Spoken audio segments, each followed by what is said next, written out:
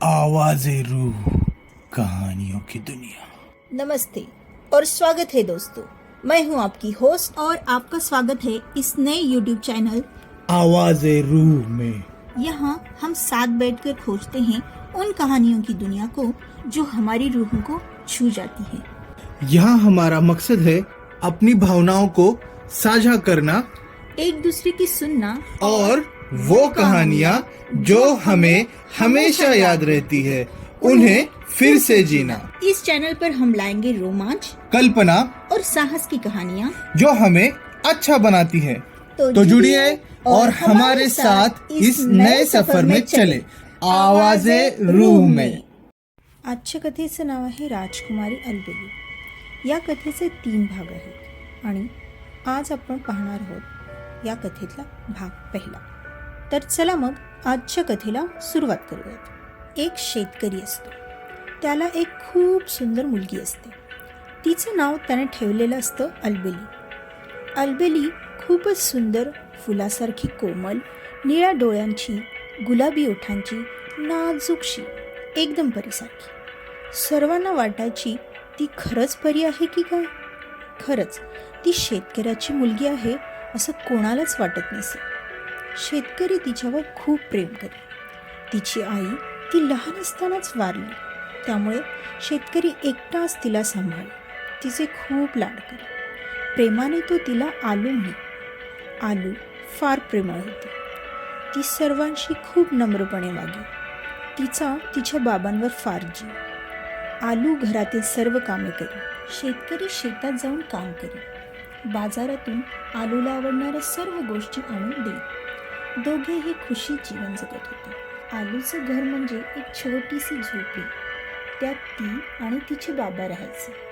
झोपडी शेजारी एक छोटेसे तळे होते, त्याच्या सर्व बाजूला रंगबिरंगी फुले होती। आश्चर्य म्हणजे ती फुले कधीच सुकत नसत। 12 महिने ती फुले ताजी टवटवीत असायची। आलू त्या तळ्यातून पाणी भरून नेत असे। बाबा नसले की त्या तळ्यावर जाऊन त्या फुलांजवळ जाऊन बसे। तिला तळे, त्यातले छोटे छोटे मासे फार आवडायचे। एक दिवस आलूचे बाबा शेतात गेलेले असतात। आलू तळ्यातून पाणी आणण्यासाठी तिथे गेली। ती काही वाकून पाणी भरणारच होती की पाण्यातून खूप आवाज येऊ लागला। आलू घाबरून थोडीशी मागे झाली। तळ्यातून एक विचित्र माणूस बाहेर आला। त्याच्या हातात एक जादूची छडी होती। त्याचे दात रंगबेरंगी होते। तो हसत होता। आलू त्याला पाहून खूप घाबरली होती।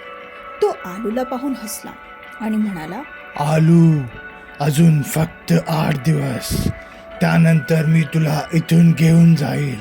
हा, हा, हा, हा, हा, हा, हा. आलू खूप घाबरली। तिथेच माठ टाकून ती झोपडीत पळून गेली। त्यानंतर ती झोपडी बाहेर आलीच नाही। संध्याकाळी शेतकरी आला। बाबांना पाहून आलूला खूप रडू आले। ती खूप रडू लागली। शेतकरीही घाबरला। नेहमी हसणारी आलू आज इतकं का रडत आहे? त्याने आलूला शांत केलं। काय झालं विचारलं। आलूने तळ्यावर घडलेली सगळी गोष्ट त्याला सांगितली। हे ऐकून शेतकरी खूप चिंतित झाला। काय करावे हे त्याला सुचेना। आलू, तू स्वप्न पाहिले असेल म्हणून तो तिला समजावून सांगू लागला। खरं तर तो खूप घाबरला होता। काय करावे ते त्याला कळेना। तो सकाळी उठून जंगलापलीकडे असणाऱ्या राजवाड्याकडे निघाला। तो राजवाड्यात पोहोचला। इकडे राजाही खूप चिंतित होता। राजवाड्यात पोहोचताच द्वारपालाने त्याला अडवले। त्याने आपले नाव सांगितले व आपल्याला राजाला भेटायचं आहे अशी विनंती केली। द्वारपाल आतमध्ये गेला। त्याने राजाला नाव सांगताच राजा तडक उठून त्या शेतकऱ्याला भेटायला बाहेरच आला। द्वारपालाला खूप आश्चर्य वाटले। तो परत बाहेर जाऊन उभा राहिला। राजाने शेतकऱ्याला पाहताच मिठी मारली। राजाला आनंद झाला। राजाने त्याला येण्याचे कारण विचारले। तेव्हा त्याने सांगितले की जादूगार शन्न पुन्हा आला आहे। त्याने घडलेली सर्व कहाणी राजाला सांगितली। राजा खूपच चिंतित होता। काय करावे त्यालाही सुचेना। जादूगार शन्न हा खूपच दृष्ट होता। जगातील सर्व सुंदर गोष्टी फक्त आपल्याला मिळाव्यात असा त्याचा हट्ट होता। त्यामुळे जे जे सुंदर असेल तो ते आपल्या जादूने मिळवायचा. जगातील सर्वात सुंदर हिरे, दागिने, कपडे सर्व काही त्याच्याकडे होते.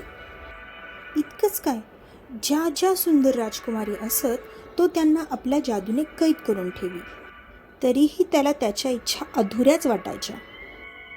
त्यात त्याच्या गुरुने त्याला सांगितले होते की महाराजा चित्रसेनला नुकतीच एक सुंदर मुलगी झाली आहे.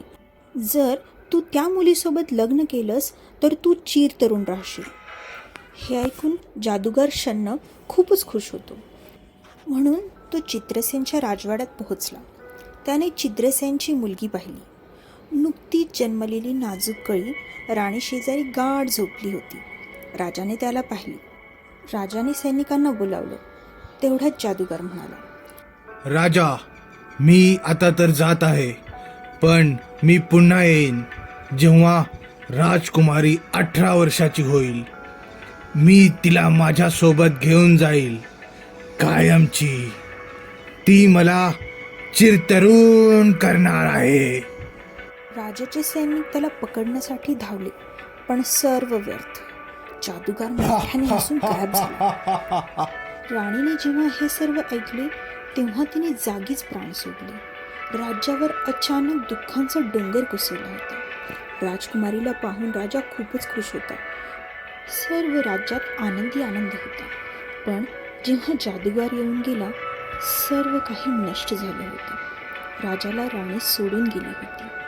पण आता आपली अलबेली सुरक्षित राहिली पाहिजे या विचाराने राजा चिंतेत बुडून गेला होता. अचानक त्याला आपल्या मित्राची आठवण झाली. त्याने निरोप पाठवून मित्राला बोलावून घेतले. त्याला सर्व कहाणी सांगितली. राजाचा मित्र राजासाठी काहीही करायला तयार होता. एकदा राजाने त्याचे प्राण वाचवले होते. मग दोघेही खूप विचार करून ठरवतात की राजकुमारी राजवाड्यात सुरक्षित नाही. त्यामुळे तो अलबेलीला मित्राकडे सोपवतो. त्याचा मित्र म्हणजे तो शेतकरी. तो आलूला घेऊन जंगलापलीकडे असणाऱ्या गावात शेतकरी म्हणून राहू लागतो. पण जे होऊ नये वाटत होतं तेच झालं. जादूगारने आलूला शोधून काढलं. आता फक्त 8 दिवसात आलू 18 वर्षांची होणार होती आणि म्हणून राजा आणि त्याचा मित्र खूपच चिंतित होते.